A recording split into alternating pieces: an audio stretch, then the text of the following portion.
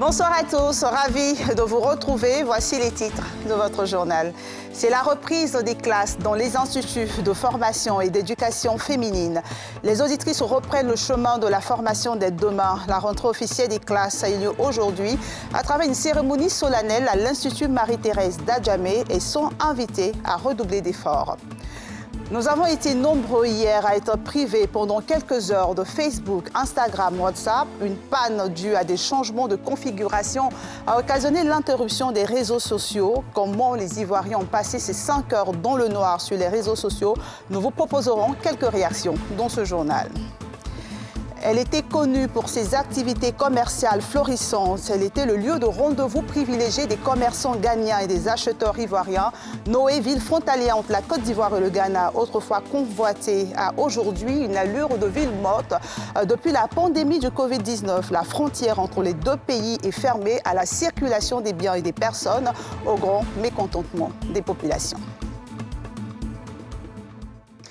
Cela fait plus d'un mois que les élèves ont repris le chemin de l'école. C'est maintenant au tour des instituts de formation d'éducation féminine d'ouvrir leurs portes aux auditrices. La rentrée officielle des classes a eu lieu aujourd'hui à travers une cérémonie solennelle à l'Institut Marie-Thérèse d'Adjamé. Les auditrices des différents programmes ont été invitées à fournir un travail de qualité pour une année académique réussie. Nadia Idja, Karine Kassi. Pâtisserie, broderie ou couture. Telles sont les formations dont pourront bénéficier les auditeurs des instituts de formation et d'éducation féminine pour la rentrée académique 2021-2022. Aussi, 465 enseignants répartis dans 127 IFEF sur l'ensemble du territoire national auront pour mission la mise en application de nouveaux modules afin de renforcer les possibilités d'insertion socio-professionnelle des apprenants. La formation est synonyme de changement et les IFEF prennent leur place et font leur mue. J'exhorte les enseignantes au travail bien fait et au sens des responsabilités auprès de nos auditrices qui sont très demandeurs de formation et de compétences. Une mission que s'est engagée à poursuivre le corps enseignant. Annonçant les couleurs de cette année académique, la ministre de tutelle a rappelé l'ambition du gouvernement d'accompagner la femme dans son autonomisation. Les IFEF, comme vous le savez, sont devenus des véritables écoles de la seconde chance. Leur importance n'est donc plus à souligner. En effet, ces instituts traduisent dans le concret la vision du gouvernement, celle d'offrir aux jeunes filles et aux femmes un cadre d'apprentissage de compétences qui leur permettront d'avancer dans leur vie. Plusieurs réformes sont en cours afin de concrétiser cette volonté de promotion humaine. Depuis la création en 1958, les IFEF, à l'origine dénommés foyers féminins, ont permis de former 30 384 auditeurs. Le taux de réussite aux examens de fin d'année est en croissance permanente avec 86% pour l'année 2021 contre 81% en 2020. La cérémonie s'est conclue par des distinctions aux meilleurs auditeurs et formateurs de l'année achevée. Difficile d'oublier les enseignants, même quand on a fini l'école. Ils ont accompagné et continuent d'accompagner des milliers d'apprenants pendant leur phase d'apprentissage. Et pour certains, leurs conseils résonnent encore dans les esprits. Les enseignants, ces hommes et ces femmes qui ont fait le choix d'inculquer le savoir, et ce parfois dans des conditions difficiles, sont célébrés aujourd'hui, 5 octobre, dans le monde entier, à l'initiative de l'UNESCO. Les enseignants au cœur de la relance de l'éducation, c'est le thème de la célébration de cette année.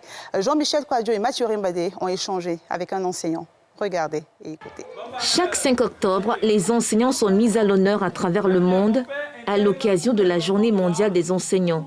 Ils sont célébrés pour leur travail qui consiste à transmettre le savoir, un sacerdoce qui n'est pas sans difficulté. Franck Yao, instituteur d'école primaire, en relève quelques-unes. Notre pays n'est pas très bien classé et ça fait parler beaucoup de personnes. Anciennement, là où j'étais, c'est vraiment compliqué. Vous avez des classes de 120 personnes, des classes de 90 personnes. On fait face à beaucoup de mépris. Donc, on a besoin de moyens pour travailler. Le réseau des institutrices dynamiques de Côte d'Ivoire s'est donné pour mission de célébrer les enseignants et de faire leur promotion à travers cette journée. Elle entend miser sur une formation de qualité pour redorer le blason de l'école ivoirienne et relever tous les défis liés à la corporation. L'enseignement préscolaire primaire, c'est la base de tout développement. En termes de défis, il y a le volet de la qualité de la formation. Il y a également l'accès à un développement au niveau de notre profession, parce que tout travailleur aspire à une promotion professionnelle. Cette journée, elle est mise à part pour que l'enseignant soit valorisé. Initiée depuis 1994 par l'UNESCO, cette année le thème choisi est « Les enseignants au cœur de la relance de l'éducation ». La ministre de l'Éducation nationale et de l'alphabétisation, elle, reste convaincue de la nécessité de renforcer la participation au processus de prise de décision. Votre mérite est d'autant plus grand que votre sacerdoce permet à l'institution scolaire de résister aux chocs consécutifs liés aux méfaits de ce virus qui n'épargne aucun secteur d'activité. Je reste convaincu de la nécessité de renforcer la participation des enseignants au processus de prise de décision et de formulation des politiques, ainsi qu'à l'amélioration de leurs conditions de vie et de travail. La cérémonie officielle de la Journée mondiale des enseignants se tiendra en Côte d'Ivoire le samedi 5 octobre prochain à Koumassi. L'heure est au renouvellement des instances dirigeantes à la MUGEFSI, la Mutuelle Générale des Fonctionnaires et Agents de l'État de Côte d'Ivoire. La liste Solidarité Santé, composée d'une trentaine de syndicats et de fonctionnaires, est dans la course à l'élection du président. La liste ainsi que son programme d'activité ont été présentés lors d'une rencontre. On enregistre maintenant 7 candidats pour cette élection. Pierre Dipomela, Tanguy Konon. Une autre candidature enregistrée dans le cadre du renouvellement des instances de la MUGEFSI, Mutuelle Générale des Fonctionnaires et Agents de l'État de Côte d'Ivoire, en la personne de Paul Nyogbo. Il est porté par la liste Solidarité Santé, une coalition d'une trentaine d'organisations syndicales. À la présentation de cette liste, Paul Nyogbo a décliné ses priorités. La première mesure, c'est de revenir sur la liste des médicaments. Vous n'êtes pas sans ignorer que de nouveaux produits ont été créés qui mettent à mal le portefeuille du fonctionnaire. Donc pour nous, il faut soulager le fonctionnaire au niveau de la santé et au niveau du portefeuille. Nous allons aussi faire la promotion de la CEMU pour que le fonctionnaire ait plus de possibilités de sortir de l'hôpital soigné. Les responsables syndicaux venus en grand nombre sonnent la mobilisation. Nous disons à tous les fonctionnaires qui n'arrivent pas à se soigner et qui veulent se soigner de nous rejoindre sur cette liste pour qu'on gagne, pour que les choses changent. Le cordon l'a dit, il faut qu'on revienne à l'ancien système. La mutuelle, c'est d'abord le réseau de soins, le parcours de soins. La date des élections qui désigneront le successeur de Messma Komoé n'est pas encore connue. Les délégués ont adopté le guide électoral dans la perspective du scrutin électoral à venir jeudi dernier. Le comité électoral national présidé par Colette Koné, administrateur du travail et des affaires générales, a été mis sur pied pour accompagner le processus électoral. Hier, il était impossible d'envoyer ou de recevoir un message sur les réseaux Facebook, Instagram ou encore WhatsApp. Les réseaux sociaux du géant californien ont subi une panne massive sans précédent par sa dureté, une panne qui a affecté des dizaines de millions d'utilisateurs dans le monde et fait perdre 6 milliards de dollars à Mark Zuckerberg, le patron de Facebook. En Côte d'Ivoire, plusieurs personnes ont été impactées. Nous avons rencontré des professionnels de la vente en ligne qui ont été impactés à divers degrés. Le reportage de Yeli Traoré et de Fulgence Kissidou. Ce lundi, dans la soirée, c'est une panne massive qu'ont connue les différents services de Facebook. Le réseau social principal, mais aussi Messenger, Instagram et WhatsApp sont restés inaccessibles pendant près de 6 heures. Un record pour une panne de réseau social qui montre surtout les difficultés techniques qu'ont rencontrées les équipes de Facebook dans la résolution de ce problème. Les utilisateurs de par le monde ont été pénalisés par cette panne. Ici, en Côte d'Ivoire, les professionnels du secteur du e-commerce ont été fortement impactés. Les réseaux sociaux, Facebook, WhatsApp ou Instagram représentent 99% de nos activités. Pour qu'on puisse faire des livraisons, il faut qu'il y ait les commandes. Pour qu'il y ait les commandes, il faut qu'il y ait l'échange, les canaux d'échange. Et donc, ce canal a été rompu. Donc, du coup, nous sommes restés sans commandes. Sans commandes, voilà, si on est habitué à avoir entre 10 et 50 commandes jour. Donc, hier, c'était, comme je l'ai dit, c'était une journée chômée. On a beaucoup perdu. Ça m'a beaucoup affecté parce que je fais la vente en ligne et puis la livraison aussi. Il y avait des clients qui avaient laissé leur numéro sur ma page de vente et je n'arrivais pas à prendre le numéro pour appeler les clients. J'utilise WhatsApp, je vends aussi sur WhatsApp. Voilà, pour ceux qui n'ont pas par exemple mon Facebook, mais qui ont mon numéro personnel, qui arrivent à commander des trucs, puisque je poste sur Facebook, je poste sur WhatsApp, je poste sur Instagram. Donc hier, le bug, ça m'a vraiment fait perdre quelques clients. Situation quasi identique pour cet étudiant et acteur de la société civile dont l'essentiel du travail s'effectue via l'application WhatsApp, également touchée par la panne. Même si pour lui, la perte se pose moins en termes financiers qu'en termes de temps perdu. Nous tous, nous avons été pénalisés, d'autant plus que ce sont les réseaux sociaux que nous utilisons pour, n'est-ce pas, communiquer sur le digital. Voilà, parce que toutes nos réunions sont faites en ligne et il y a des réunions qui sont programmées en présentiel. Donc depuis hier, on n'a pas pu travailler. Or là, nous sommes actuellement sur un projet d'école au prison. Donc ça a vraiment pénalisé toute la communauté, puisque notre coordinateur lui-même n'est pas ici en Côte d'Ivoire. C'est par ce canal-là qu'on communique et voilà qu'on n'arrive pas à le joindre. Pour cette étudiante rencontrée à l'université Félix Houphouët-Boigny, la panne était importante, mais il n'y avait pas péril en la demeure non plus. Ça ne m'a pas trop touchée parce que bon, je n'ai pas trop la tête à me focaliser là-dessus. C'est le soir que j'ai voulu me connecter, j'ai vu qu'il y avait un problème, mais après, arrivé une certaine heure, ça a commencé à passer. Donc moi, ça ne m'a rien dit. Après la résolution de l'incident, le groupe Facebook s'est fendu d'un court communiqué afin d'expliquer la panne et de présenter ses excuses à ses utilisateurs. Pour le groupe, la panne aurait eu pour origine des changements de configuration dans les routeurs qui coordonnent le trafic entre les data centers.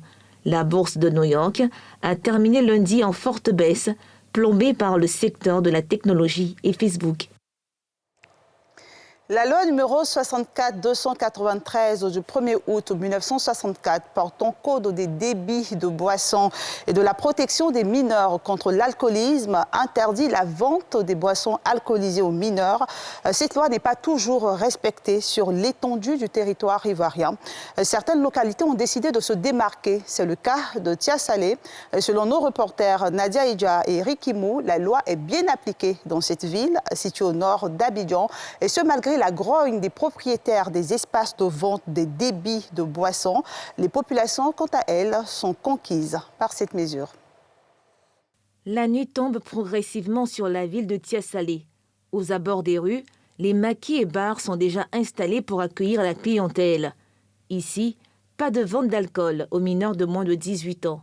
Une mesure de la municipalité qui veille aussi sur son application. Il est interdit aux mineurs d'avoir accès à tout ce qui est débit de boisson. Une manière pour l'État de protéger l'avenir, puisque ces mineurs sont notre avenir. Donc, de cette loi, nous avons aussi pris au niveau local un arrêté pour demander donc, à tous ceux qui vendent la boisson, pour plutôt les interdire de vendre la boisson aux mineurs. La décision est saluée par la population.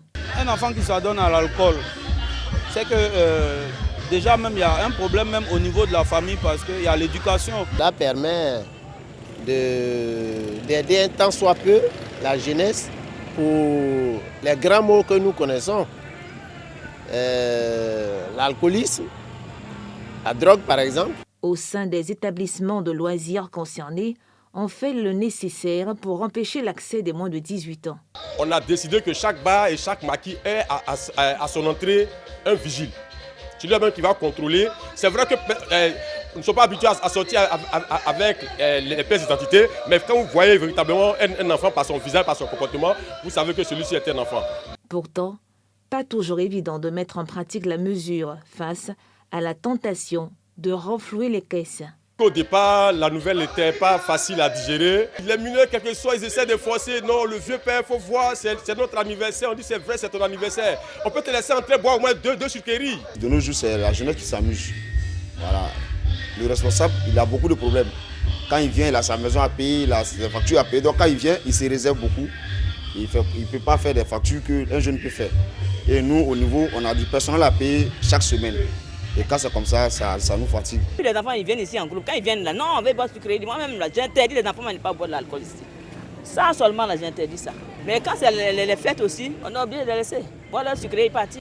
Pour y arriver, il faut un sens élevé de la responsabilité. Une chose est de prendre une décision, l'autre est de l'appliquer.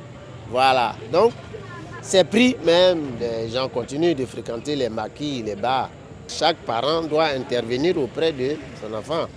Au niveau de la mairie, on essaie tant bien que mal de faire respecter la loi. Ce moyen, c'est de fermer l'activité de tout commerçant qui se permet de donner de la boisson aux enfants. Et vous allez payer une amende qui part de 200 000 à 1,5 million.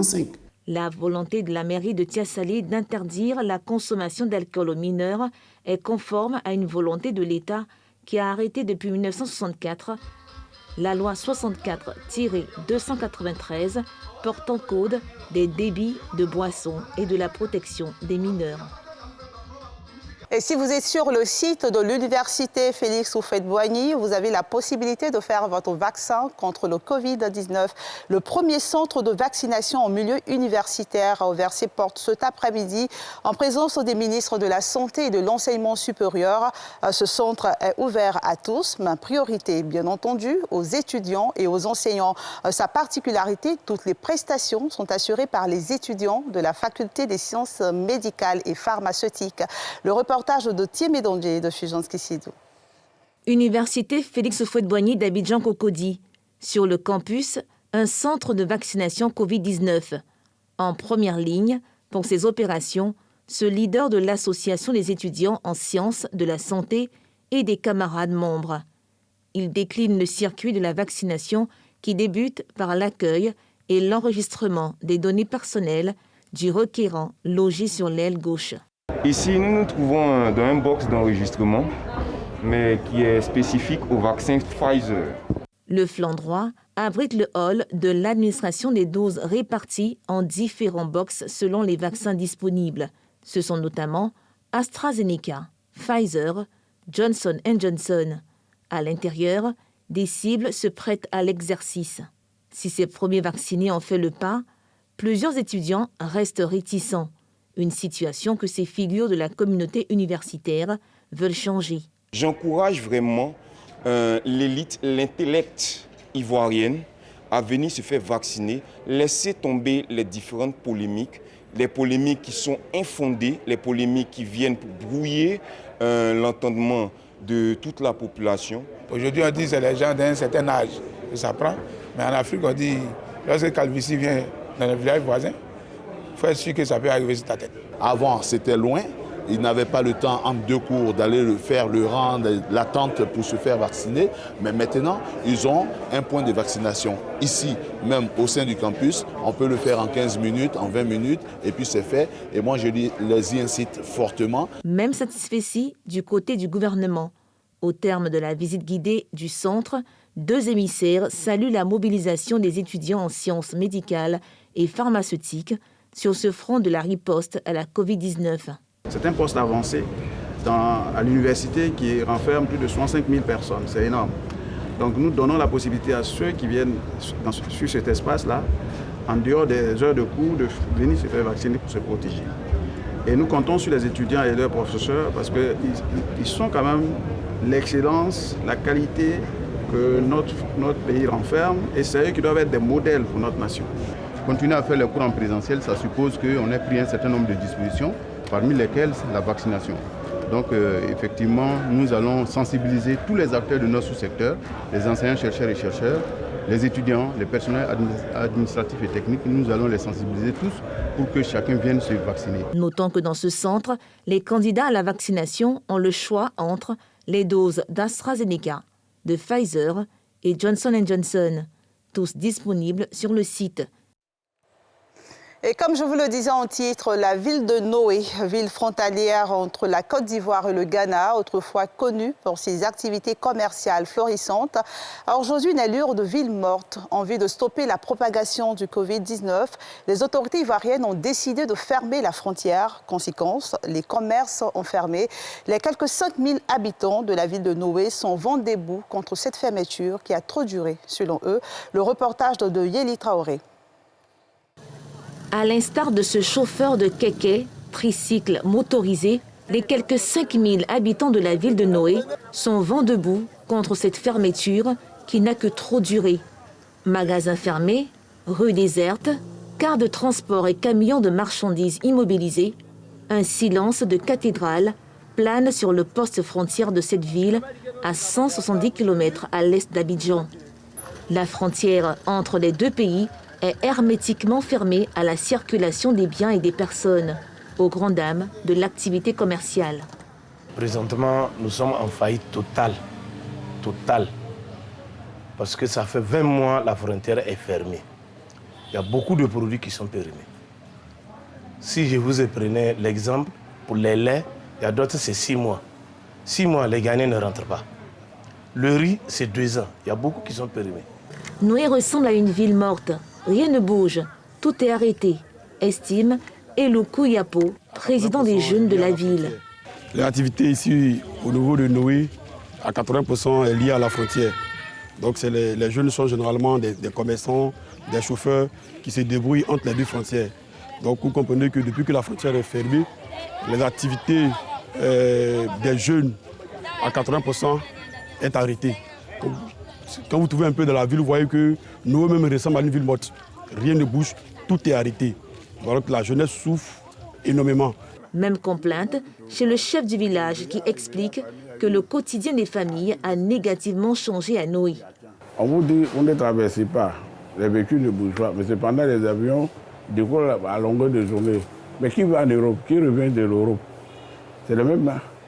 Donc si moi je vais en Europe, je peux contracter la maladie et puis venir infecter les gens.